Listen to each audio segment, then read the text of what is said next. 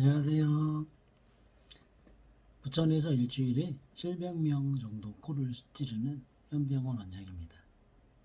많은 분들을 찌르다가 보니까 자가진단 키트를 잘못 사용하시는 경우가 많아서 이 영상을 올리게 되었습니다.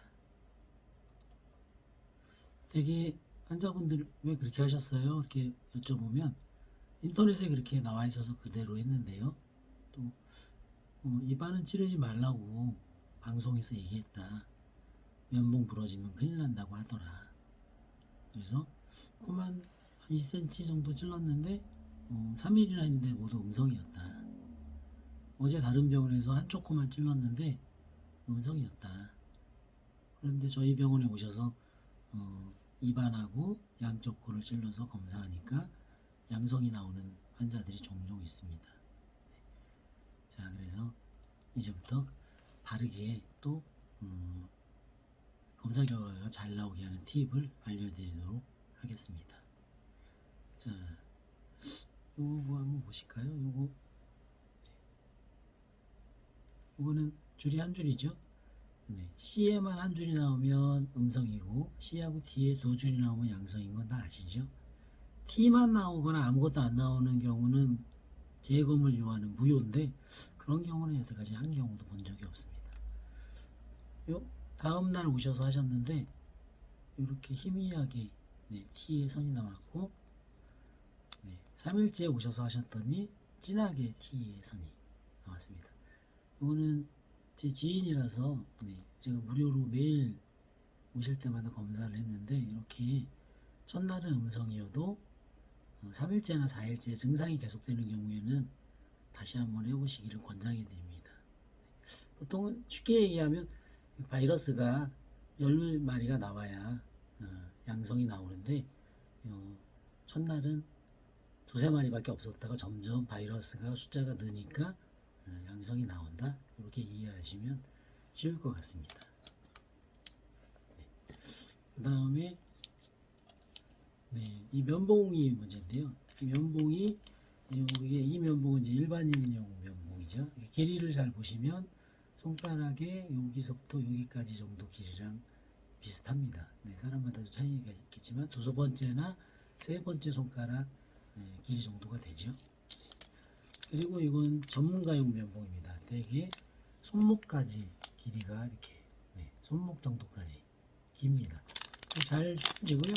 끝으로 갈수록 가늘게 돼서 매우 잘 휘어지고 요 일반인용은 딱해서 잘 휘어지지 않습니다. 그래도 가운데 부분에 좀 홈이 들어 있어서 어느 정도는 휘어지도록 되고 이게 나무가 아니라 플라스틱이라서 웬만큼 세게 지르지 않으면 부러뜨리기는 좀 힘들지 않을까. 완전히 이렇게 꺾지 않으면 잘 부러지지 않습니다. 요 검사를 하실 때 이제 실제로 제가 잠시 후에 해볼 건데 냉장 보관을 하시는 분도 계시더라고요. 냉장 보관하셨으면 30분 전에는 실온에 꺼내 놓으셔야 됩니다. 실온에 보관하고 계셨던 키트는 그대로 사용하시면 되고요. 이거는 SD 바이오에서 만든 건데 옛날에 이렇게 개별 포장되어 있는 박스가 있었습니다. 그때는 이렇게 튜브를 꽂는 구멍이 있었습니다. 지금은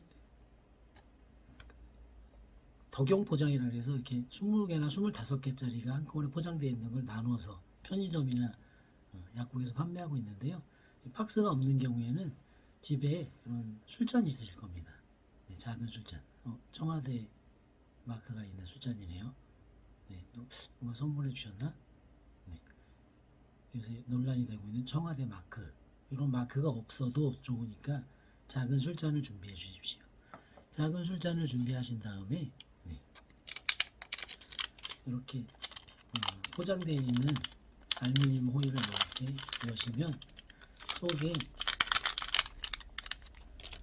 이렇게 튜브가 있습니다. 이 튜브를 이렇게 술잔에 넣어서 세워주십니다. 세워주시고 이 튜브에 닫을 캡을 잊어버리지 않게 옆에 깨끗한 곳에 잘 세워둡니다. 그리고 이 튜브의 위에 뚜껑을 열어 놓습니다. 그리고 손을 깨끗이 씻으시든지 집에 이런 폴리글러브가 있습니다. 이런 폴리글러브를 이렇게 양손에다가 이렇게 끼워주시면 준비가 됩니다. 저는 방송을 위해서 잠깐 폴리글러브를 빼고 손을 깨끗이 씻었습니다. 자, 그 다음에 목을 찌를까요? 코를 찌를까요? 이런 논란이 많은데 제가 많은 분들을 찔러서 검사 결과를 좀 더 정확하게 하려는 방법을 경험상 말씀드리면 목을 한번 부드럽게 찌르고 그리고 그 면봉으로 양쪽 코를 찌른다. 이건 물론 전문가용 키트의 경우입니다. 일반용 키트로 목을 찌르다가 면봉을 부러뜨리기는 어렵지만 뒷벽을 너무 깊숙이 찌르다가 뒷벽을 너무 세게 찔러서 피가 난다든지 또 코를 양쪽을 찌르다가 코피가 난다든지 매일 일주일에 2번씩 학생들은 찔러야 되죠. 3일 연속으로 찌르면 아무래도 손상을 줄 수 있으니까.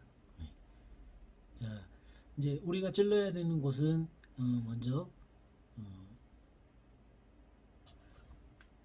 입을 먼저 찌르고 코를 찌르는 걸 보여드릴 건데요. 자기 손가락을 아까 이 면봉의 길이가 요 손가락에 한 마디 정도 됐으니까 손가락을 입에 한번 넣어 보세요. 여기까지 제가 넣어 보니까 뒷벽에 아 했을 때 보이는 국의 수라는 곳이 있습니다. 가운데 부분에 튀어나온 곳이지요. 거기에 닿습니다. 그거보단 조금 더 찔러야 되는 겁니다. 그러니까 우리가 입 안으로 찌를 때는 이렇게 면봉을 잡고 입 안을 찌를 때는 최소한 여기까지는 찔러야 넣어줘야 얘가 뒷벽에 닿습니다. 그리고 할 때는 턱을 최대한 벌리고 아 소리를 내면서 손을 넣는데 여기까지는 넣는다고 생각하고 넣어주셔야 여기 닿습니다. 그리고 뒷벽에 닿으면 세게 푹푹 찌르지 마시고 부드럽게 벽을 긁어주시면 됩니다. 제가 직접 한번 해보겠습니다. 아, 턱을 최대한 벌리고 아 소리를 내면서 뒷벽을 손가락을 입 안까지 넣겠습니다. 아, 뒷벽을 이렇게 자기 걸 찌르기 때문에 이걸 면봉을 부러질 정도로 세게 찌르기는 상당히 힘듭니다. 이 면봉을 그대로 양쪽 코를 찌를 거니까 이 면봉을 그대로 든 채로 준비해 주시고요. 저는 설명을 해야 되기 때문에 이거 들고 있겠습니다. 그 다음에 이제 코를 찌르는데 이걸 비인두라고 하죠. 어떤 분은 이제 머리를 뒤로 젖혀라, 아래로 숙여라, 이런 요령들이 여러 가지가 있는데 요령은 뭐냐 하면 이렇게 코를 보면 가운데를 우리가 비중격이라고 하고 여기 콧살이 있습니다. 요 중간에 있는 벽과 코에 있는 살 사이로 들어가야 됩니다. 그런데 저도 찔러다 보면 비중격 완곡증이라 그래서 한쪽 코가 좁은 분들이 많이 있습니다. 어떤 분들은 이럴 때 한쪽 코를 막고 이렇게 내셔봐서 잘 내셔지는 쪽이 콧구멍이 큰 거다. 그쪽으로 찔러라. 이렇게 얘기를 해주는데 저 같은 경우에는 이쪽은 잘 숨이 안 나오고 이쪽은 잘 나오거든요. 그래서 아마도 중간에 벽이 이렇게 휘어져서 이쪽 코를 콧구멍이 좁은 게 아닌가 이렇게 싶습니다. 근데 환자분들한테 일일이 콧구멍을 막아보고 하자고 할 수는 없고 또 어린애는 노인분들한테 이렇게 해보라고 하기는 힘드니까요. 제가 가르쳐드린 요령은 찔러보다가 잘 안 들어가면 그쪽 구멍은 포기하고 반대쪽을 찌르면 됩니다. 조금 전에 제가 입을 찔렀던 건데요. 이 요령은 하비각계와 비중격 사이로 들어가야 된다는 건 뭐냐 하면 먼저 이 가운데 있는 벽을 느껴봅니다. 이렇게. 그리고 코 바닥을 기어가면서 이렇게 살살 돌리면서 넣으시면 됩니다. 살살. 들어가다가 잘 안 들어가면 그냥 포기하시면 됩니다. 반대쪽 코를 하면 되니까요. 이렇게 살살 전문가용이 아닌데도 이렇게 살살 돌리면서 하면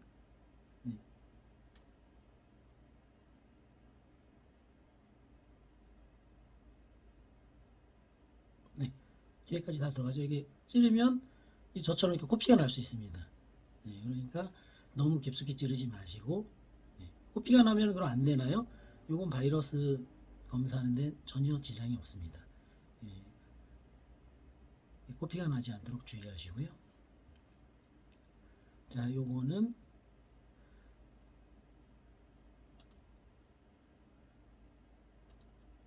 이제 채취한 면봉은 아까 술잔에 세워놨던 이렇게 술잔에 세워놨던 튜브에다가 이렇게 넣습니다. 그리고 채취한 바이러스가 요 액에 잘 되도록 6번에서 10번 정도 돌려주라고 합니다. 그리고 면봉을 이렇게 그 튜브를 짜주면서 면봉을 짜줘서 액체를 빼라고 하는데, 저 같은 경우에는 한번 짜주고 또 이렇게 돌려주고 짜주면서 뽑으시면 됩니다. 그리고 아까 준비해놨던 캡을 이렇게 씌우십시오. 그리고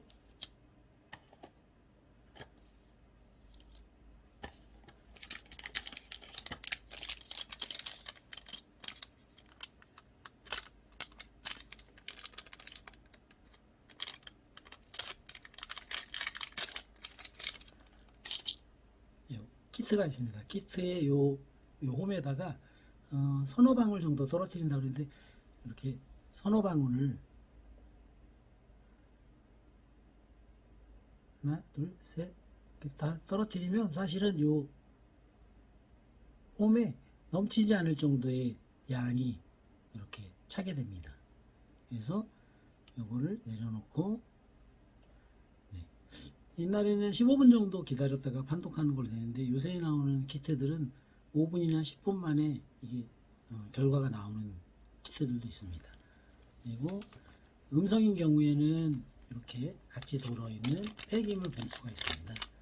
이 봉투에다가 면봉과 튜브랑 키트를 같이 넣어서 버리시면 되고요. 만약에 양성이 나오시면 보건소나 신속진단 검사를 해주는 주변의 호흡기 클리닉 병원에 갖다 주시면 폐기물, 의료 폐기물 버리는 곳에서 같이 버려주십니다. 그 다음에 이제 팁을 드리면, 호흡기 클리닉을 방문하실 때 혹은 보건소의 선별진료소를 방문하실 때는 월요일 오전에는 아무래도 대기 시간이 깁니다. 그러니까 월요일 오전은 좀 피하시고요. 그 다음에 저도 보건소를 옛날에 방문해서 검사를 할 때 해보니까 오후 4시경이 대기 시간이 제일 짧습니다. 병원들도 대부분 5시나 6시, 저희 병원은 6시 반까지 하는데 4시경 정도 되면 거의 정리하는 분위기입니다. 오시는 환자분들 숫자도 적고. 그리고 또 하나 팁을 드리면, 보건소나 병원들은 점심시간이 대개 12시에서 1시 혹은 1시에서 2시인 경우가 많습니다. 그러니까 병원 홈페이지나 전화로 점심시간을 물어보고 가시는 게 좋습니다. 점심시간 직후에는 대기 환자들이 많이 있기 때문에 또 가셔서 추운데 오래 기다리셔야 되지 않습니까? 이상 여러 많은 환자들을 찔러본 끝에 얻은 제 경험을 정리해서 알려드렸습니다. 집에서 하실 때 창고에서 하시고요. 되도록이면 주변에 있는 호흡기 클리닉을 방문하셔서 하시면 그 부드러운 면봉으로 안 아프게 저처럼 코피 나지 않게 검사하실 수 있습니다. 이상입니다.